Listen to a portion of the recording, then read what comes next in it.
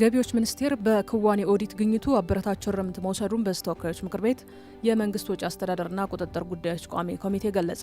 በተወካዮች ምክር ቤት የመንግስት ወጪ አስተዳደርና ቁጥጥር ጉዳዮች ቋሚ ኮሚቴ የገቢዎች ሚኒስቴር የታክስ መረጃ አስተዳደር ስርዓት ውጤታማነትን በተመለከተ የተከናወነ የ2014-2015 የክዋኔ ኦዲት ግኝት ላይ አበረታች እርምት መውሰዱን አስታውቋል።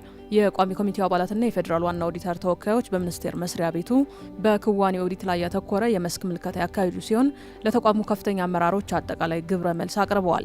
የቋሚ ኮሚቴው ሰብሳቢ ዶክተር ይሽመቤት ደምሴ በገቢዎች ሚኒስቴር የታክስ መረጃ አስተዳደር ስርዓት ውጤታማነትን በተመለከተ የተከናወነ የ2014-2015 የክዋኔ ኦዲት ግኝት ላይ እየወሰደ ያለው የማስተካከያ እርምት እርምጃ ከሞላ ጎደል አበረታች መሆኑን ገልጸዋል። መረጃው የተወካዮች ምክር ቤት ነው። ኢትዮጵያ የምታስተናግደው ዓለም አቀፍ የጤና ኢኖቬሽንና ጥራት ጉባኤ ከመጪው ረቡዕ ጀምሮ በአዲስ አበባ አድዋ ድል መታሰቢያ እንደሚካሄድ የጤና ሚኒስቴር አስታወቀ።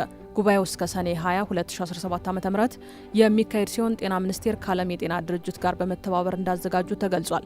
ሚኒስቴሩ ጉባኤውን አስመልክቶ ለመገናኛ ብዙሃን ባለሙያዎች በሰጠው የግንዛቤ ማስጨበጫ ላይ የጉባኤውን ዓላማና ይዘት አብራርቷል። በጤና ሚኒስቴር የጤና አገልግሎት ጥራት አስተባባሪ ነስረዲን ኑርሳቦ እንደተናገሩት ጉባኤው በጤና ኢኖቬሽን ጥራት፣ የታካሚ ደህንነት፣ የአገልግሎት ኢፍትሐዊነትና ሁሉን አቀፍ የጤና አገልግሎት ተደራሽነት ላይ ትኩረት ያደረገ ነው ተብሏል።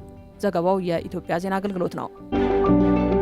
የአረንጓዴ አሻራ ከደን ሽፋን ማሳደግ በላይ መሆኑን የኢትዮጵያ ደን ልማት ዋና ዳይሬክተር አቶ ከበደ ይማም ገለጹ። አረንጓዴ አሻራ እንደ ሀገር ጠንካራ ኢኮኖሚ የመገንባት እንዲሁም ጠንካራ ሀገረ መንግስት የመገንባት መሰረትም ነው ብለዋል ዋና ዳይሬክተሩ። አረንጓዴ አሻራ የተራቆቱ መሬቶችን እንዲያገግሙ ከማድረግ ባሻገር በሀገር ኢኮኖሚ ላይ ሰፊ የሆነ ድርሻ እንዳለው ያነሱት ዳይሬክተሩ ለሀገር ሉዓላዊነት ከፍተኛ አስተዋጽኦ እንዳለውም ጠቅሰዋል።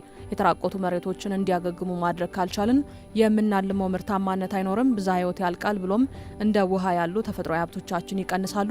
ይህም በሂደት አስከፊ ለሆነ ችግር ይዳርገናል ብለዋል። ዘገባው የግብርና ሚኒስቴር ነው።